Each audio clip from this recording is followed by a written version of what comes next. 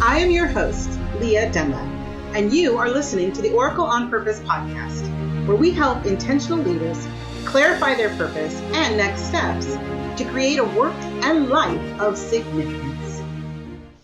Hello, everyone. Thanks, Facebook. I almost shut everything down again. Man, I gotta tell you how I'm doing right now. I have had the most wild day, and it made me realize I have a little real talk, right? Come on over. The Oracle has some real talk tonight about how hustling happens. How does hustling happen? All right, so of course, I'm going to say first and foremost, it's not what we want. It's not what we desire. But I think if we don't look at how it happens, then we will be, how's that saying go? We are doomed to repeat the error of our ways if we don't recognize how it happens. So I was challenged to say, where are you at? And I'll tell you where I'm at. I am having the most incredible month. It is June 17th, and I swear to you, I have lived a whole year in this month so far, which is the good news. Right? There's been a lot of amazing things happening for me in my business, for my clients, in their businesses, and I'm just so in it, right? I'm just so with them that I'm like, oh my gosh, what day is it? Where are we? So here's a rundown of what is going on and why this subject matter is important. Okay, so stick with me. I'm Leah Dunlap. I am known as the Oracle on Purpose, and I help women business owners and entrepreneurs to understand that they have a unique life purpose, and that purpose is the key to their path, their divine path to millions. Okay? That's what I do. And how I do it is kind of a bit of a mystery, a bit of magic, a bit of practical magic, if you will.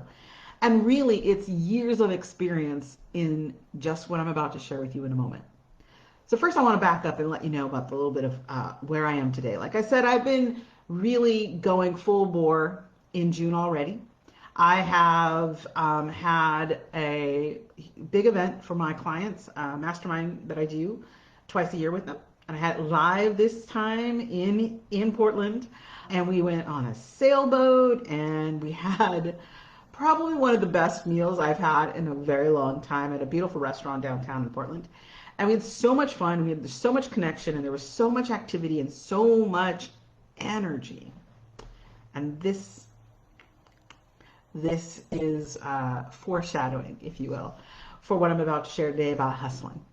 And I got to the end of that weekend, and I realized that right after that, we had a lot of other things to do internally in the business. And then on top of that, this weekend, I have a VIP day that I'm about to head off to go spend the weekend with a client, one of my one-on-one clients, my pinnacle clients. And, that's got its own level of preparation, both mentally and all of the accoutrement. Shout out to Wane. Anyway, accoutrement. And so with that in mind, I was looking at my calendar, and I looked at all of the days, and I counted up the other day that I will actually be physically in my home 11 days out of 30 for June. 11 days I will be physically in my home. Otherwise, I will be out at events or traveling back and forth from events, or actually next week going to Cabo. So all of this to say there's a lot of things on the list, and the list, of course, isn't static. And this is, again, a little foreshadowing. Think about it. The list isn't static. It's not. We can make the best plans, right, in the world. We can try our best to look ahead of us and say, okay, I'm going to do all of these things, the list, right, of all the things you're going to do this month, this week, this year, maybe this lifetime. And still, we have to remember that we do not live in a vacuum. And there are lots of other beings in the world doing their thing, and some of them need things from us, some of them are blocking us from getting what we want because they've got other things in front of us. And it was really interesting today that it hit home to me as in the middle of today's event, which is another event that I did, luckily here in my home, in my office, which was the Podapalooza podcast event. It's a really amazing, high energy, super high octane event that I was very fortunate to be a featured podcast host for, which means that I was actually I was the one doing the interviewing. So by I think it was 1 o'clock. No, excuse me. Yeah, 1:30. I had done 5 interviews, podcast interviews. It was amazing, and the energy again was really kinetic. It was very hot. It was very fast, and as I moved through this day, I made a fatal mistake. Okay, maybe not fatal. Fatal is probably too strong. I made a critical mistake. I decided somewhere in the back of my brain that I better hustle. I better hustle because what did I do?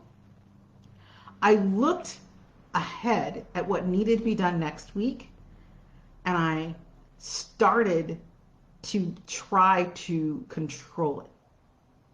And to me, that is literally the definition of hustle. The reason we have this hustle mentality is because we're so consumed by the controlling of the thing that we're creating that we get that energy of, I've got to do something. I've got to be in control of this some way. So yeah, I'm telling on myself a little bit, but I think it's an important message I wanted to share today.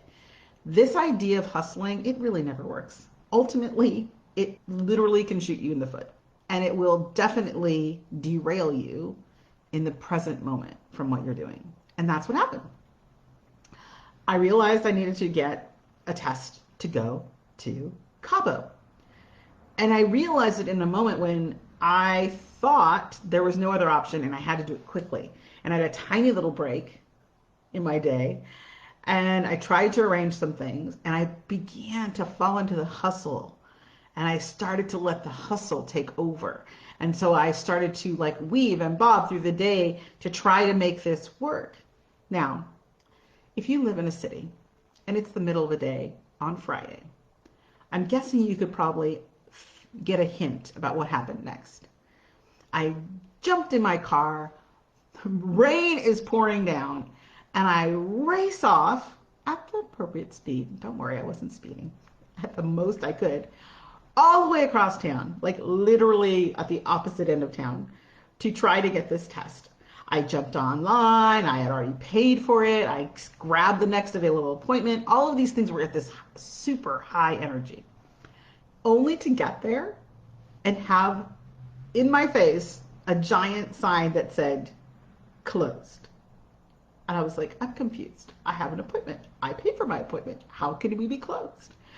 So it was closed. This location was closed. Somehow my application got through and there was no other place and no other location close by for me to get this taken care of. After all of that, I got stuck in traffic getting back here. So I ended up missing out and having to reschedule several of those interviews that I was really looking forward to. I was having a great day. I was in this flow. And even though, like I said, from the beginning of this month, it's been very much one thing after the other. What was working was just doing the one thing that I was in, that I was present to. And suddenly, when I pushed myself beyond where I was today, it literally gummed up the entire works. To the point that I had to, of course, apologize profusely to everyone involved, make amends, fix it, which I did, of course. And that's why I'm talking to you now, because I pushed pause when I realized what I had done. And I went backwards and I looked for how did that hustle happen? How did I get stuck in the hustle trap? And I want to share those things so that hopefully it's inspiring you to think about this differently and also gives you a heads up the next time you get stuck in the hustle trap.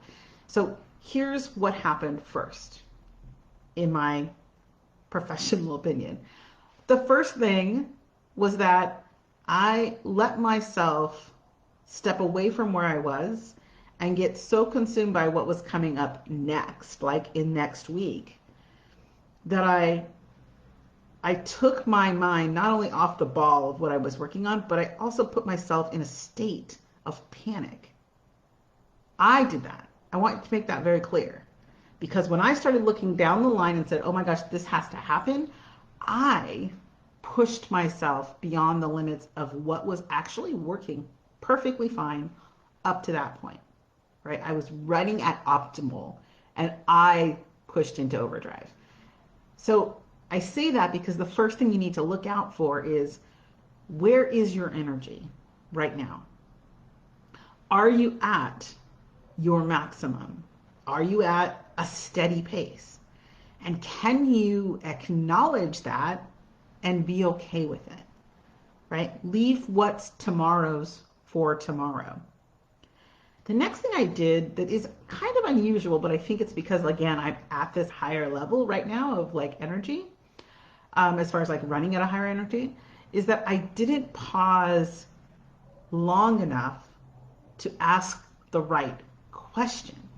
I reacted instead of responded. And that's something I've been talking about with my group too. I reacted instead of responded. If I had responded, right, if I had stopped, took in a breath, thought about what had kind of come to my mind that I need to get this test done, I would have asked a better question, right? Instead of like focusing on I have to get it done, I would have said, how?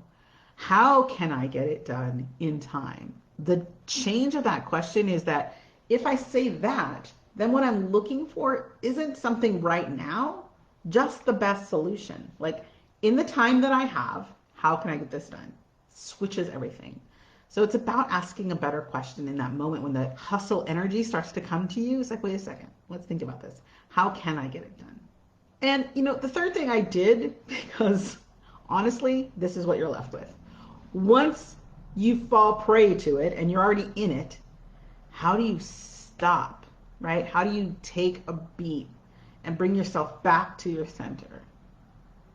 And this was luckily the piece where I finally caught myself and I said, okay, stop.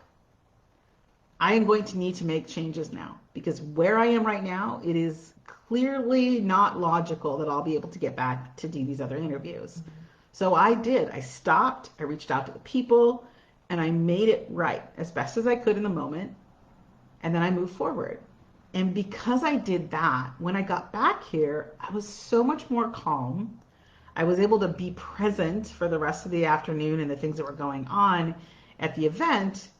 And I ended up getting ahead on a couple of things that I could do now because I had rearranged those interviews.